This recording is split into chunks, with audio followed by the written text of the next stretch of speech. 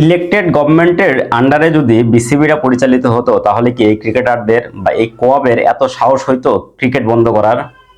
আমার কাছে সিরিয়াসলি মনে হয় এই সাহসটা হইতো না। পাপন সাহেব বলুন আর আগের যে বোর্ড প্রেসিডেন্ট যারা ছিলেন তাদের কোনো আমলেই কিন্তু এত সাহস ক্রিকেটাররা পায় নাই। এখন একটু অতিরিক্ত সাহস বেশি পেয়েছে।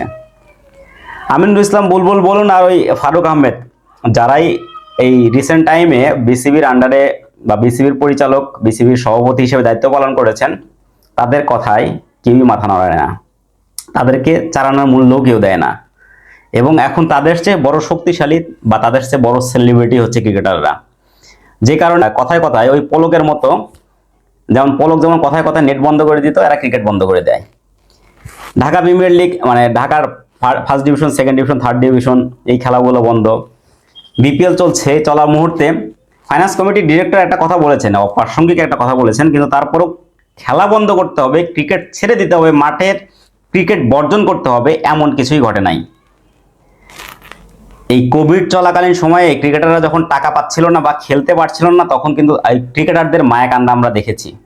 তাই এতটা বাহাদুরি দেখাতে আইসেন না। যারা এই মুহূর্তে খেলছেন, 2 টাকার মালিক হয়েছেন বিদায় ক্রিকেট বন্ধ করে দিবেন, মাঠের খেলা বন্ধ করে দিয়ে যা ইচ্ছা তাই ডিসিশন নেবেন, এটা আমরা জাতি হিসেবে কোনোভাবে মানতে রাজি না।